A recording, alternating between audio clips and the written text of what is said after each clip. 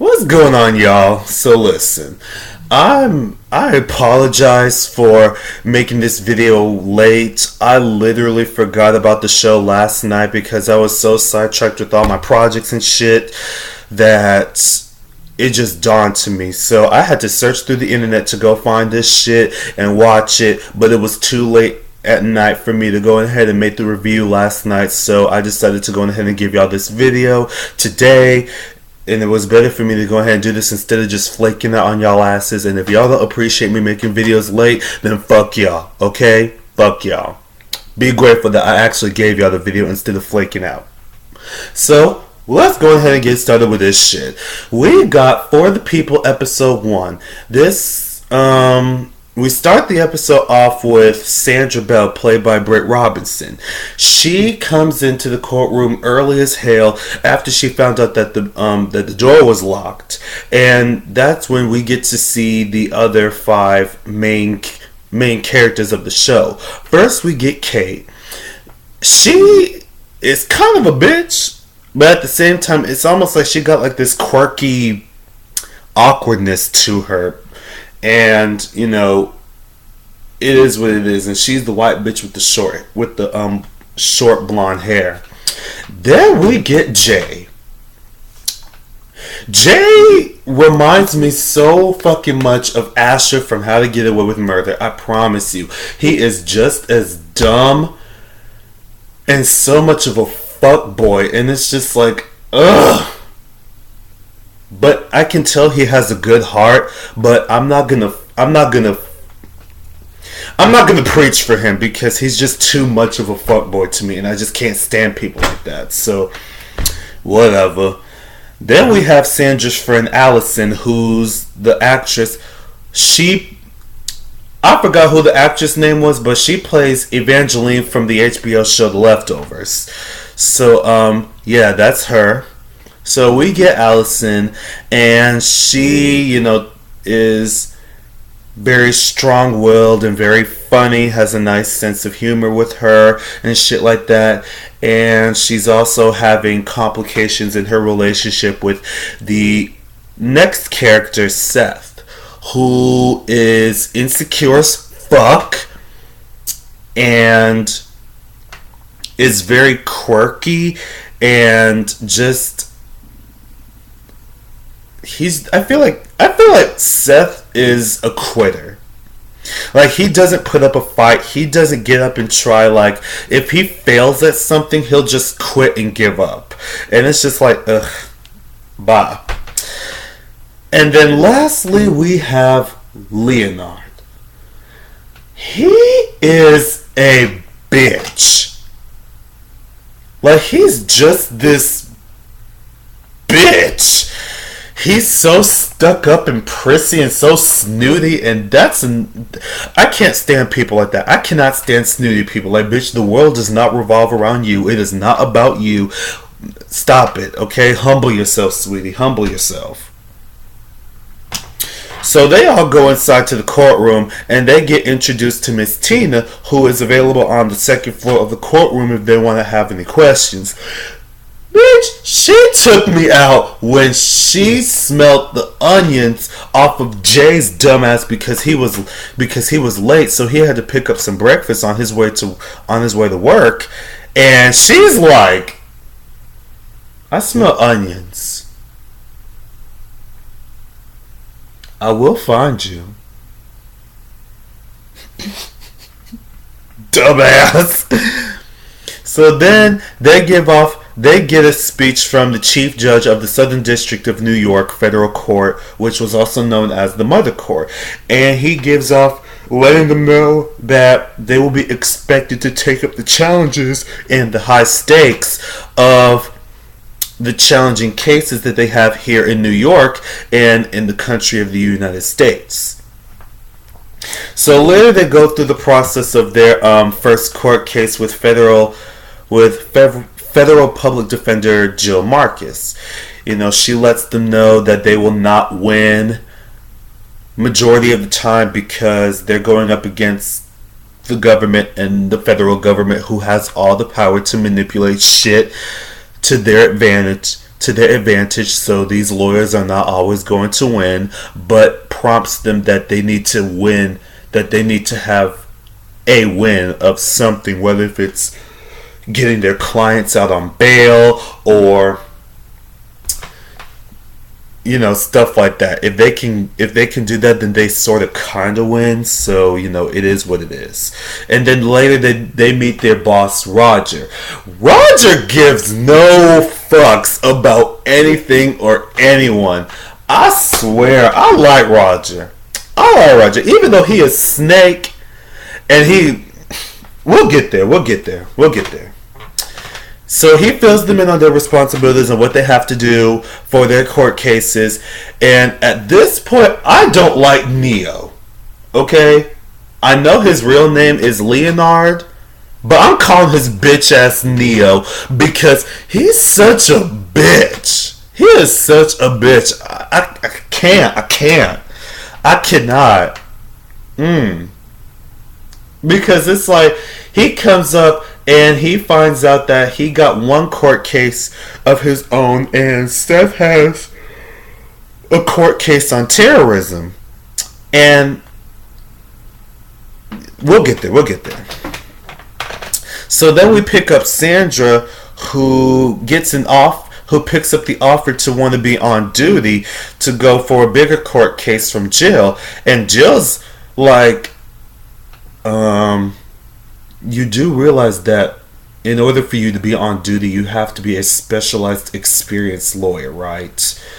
Yeah, I know, and I want to be it. I have experience. You do realize that you have to have like real professional experience to be on duty. I can do this. Okay. And she snatched that shit straight off her hands. I said, okay. Great. So, what do I do now? Use your experience. I like Jill. Okay, I like Jill. I like her. So then we get Kate, who is hard at work on her court case of bail hearing. And Kate gets paired up with, excuse me. Kate gets paired up with Jay's dumbass, and they're both working on the same court hearing for this client who's trying to get bail. And Seth comes in, particularly trying to get help on his information because clearly Seth is not ready for his court case. Seth was obviously not ready for his shit, and he tried to ask Kate for some help, but she's like, is this something that you can look up by yourself, but you were too lazy to? Yeah, I can look this up myself. So meanwhile, Neo gets jealous that Seth has the better court case than him, and he pretty much bitches to Roger about getting it. And when Seth comes in to defend himself, saying that him and Neo were not ready for the court case, Roger said, Neo, you get terrorism court case. You get this court case. Because I'm not a fan to humility. Bitches. So Seth is all in his feelings because he tells Allison that his case was stolen. And even though I feel like it's messed up, but at the end of the day, like you said, you weren't ready for the court case, and neither was Neo. But Neo was ready. And Roger didn't give no fucks. So he went ahead and gave you the court case that Neo had, and he gave Neo your terrorism court case. So at the end of the day, you brought that on yourself, baby girl. You brought that on yourself, baby boy. So you should have kept your big mouth shut if it was that much of a big deal to you. So Allison cheers him up, which is cute for the most part. And at this point, they were both assigned to their cases in the same courtroom, which makes things awkward for the both of them, which is understandable. So then we get back to Kate and Jay, who's dealing with the bail hearing, and Kate already puts Jay's dumbass in his place when she reveals the client's real name, proving that Jay didn't do much research to back up his case because Jay gave off some incorrect information about his client, about trying to pass off fake information and getting money for his business that he was trying to run. And at this point, Jay is a dumbass, okay? He is a dumbass. So in the prosecution room, his client pretty much cusses him out, telling him that he was disappointed in him. And now Jay is in his feelings because he was put in his place, because he was wrong. So then we get back to Sandra's crazy ass, who is almost late on her first on-duty court hearing. So then she arrives and she meets her first client, who is Muhammad, who is charged for being accused of using weapons of mass destruction for trying to blow up the head of the Statue of Liberty. And that's when she meets Neo in the room, who she's going up against, and she tries to ask him for any other information needed to help out with Muhammad's case. And he's all, no, I'm not helping you. You should know. And she quickly put his ass in his place, and I was here for it. And at this point, Neo's just being a little bitch, and I'm just like, girl, bye. So Sandra meets back up with Jill to get some answers, and Jill lets her know that if she keeps this shit up, she will lose, because she's going up against the big boys, and you will not win, given that you are going up against the big boys. So she needs to go ahead and make the deal with her client, otherwise her client is going to be facing 10 years in jail, which is not good. So then she meets up with Muhammad for the deal, and if he does it, then he will serve jail time. But then he starts mentioning a group of people who ends up becoming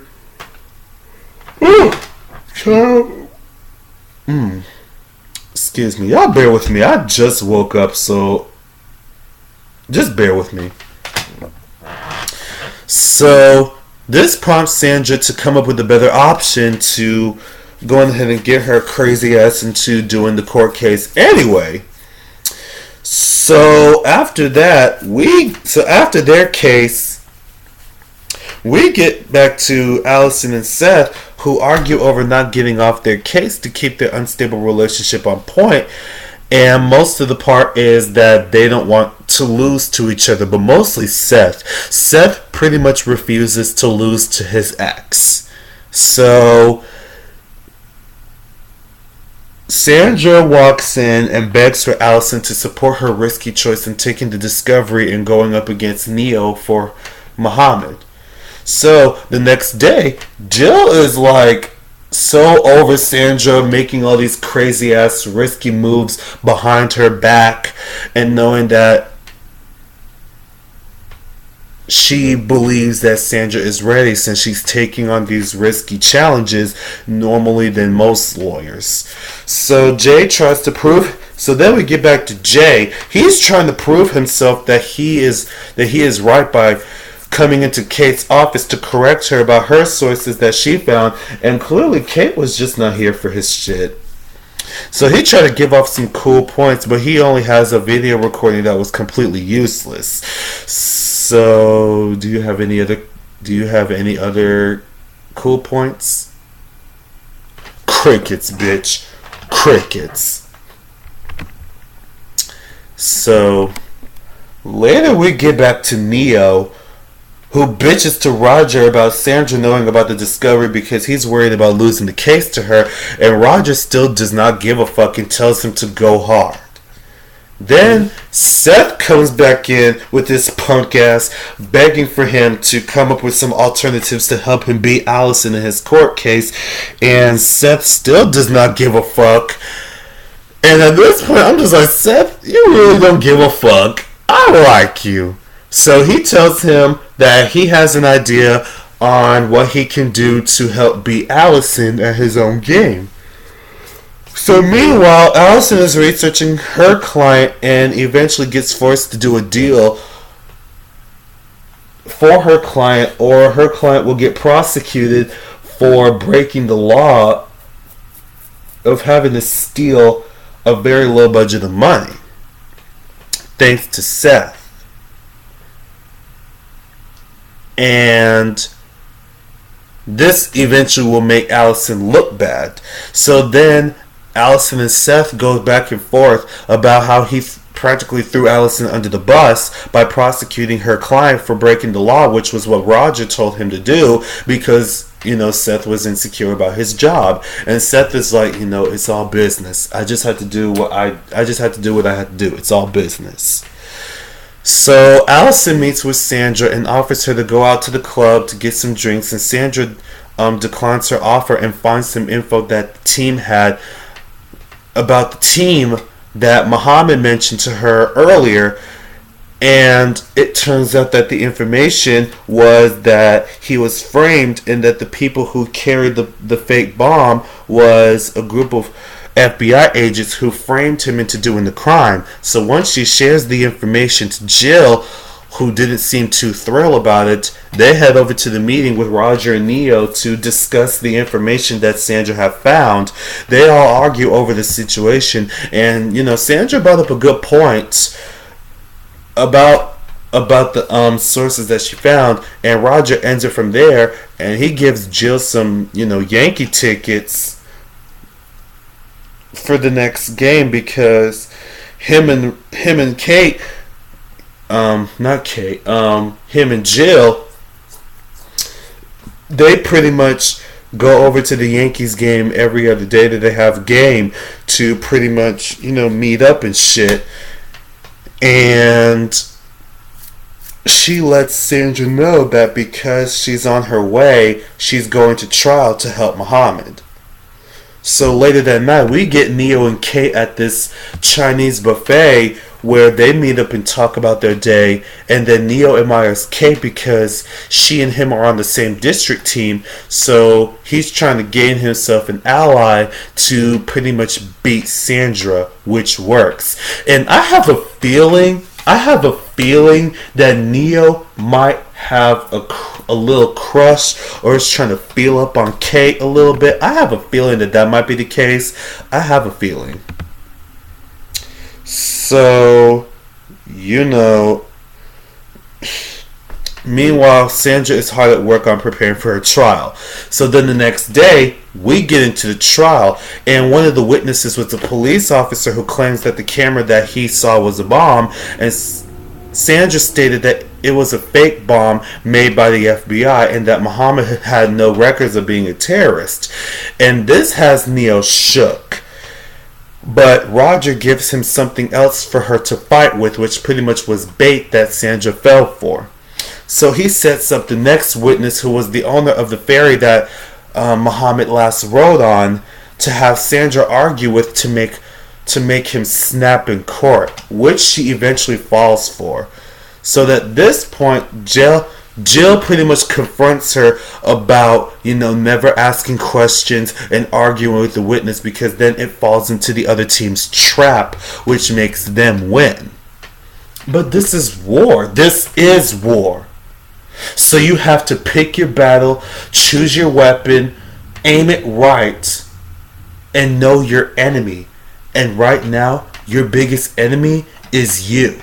Because when you fight for everything, you fight for nothing. I said, ooh, that's true. Okay, Jill. You better tell this crazy bitch. So then we get this montage of everybody on the other team pretty much failing. Allison tells her client that she needs to plead guilty or she will get prosecuted for breaking the law. Jay is still regretting his mistake. Sandra feeling bad that she fought too hard. And Allison comes in and tells her that she has to take the deal or destroy Seth, since Allison is already torn between taking the long road, taking the easy route of just pleading guilty for her client, or taking the big step and just destroying Seth in his own game. So then Sandra opens up about messing up in trial, and Allison cheers her up and she believes in her to try again. And it was cute for what it was. So this prompts Sandra to get back up and try again.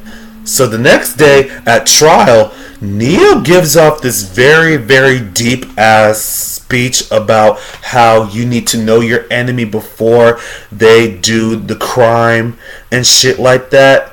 And then Sandra comes in to convince the jury that the US government has the power to select certain citizens to do fuck shit based off of race, gender, sexuality, religion, and all that shit, and that the jury has the power to make the difference in saving a man or woman's life.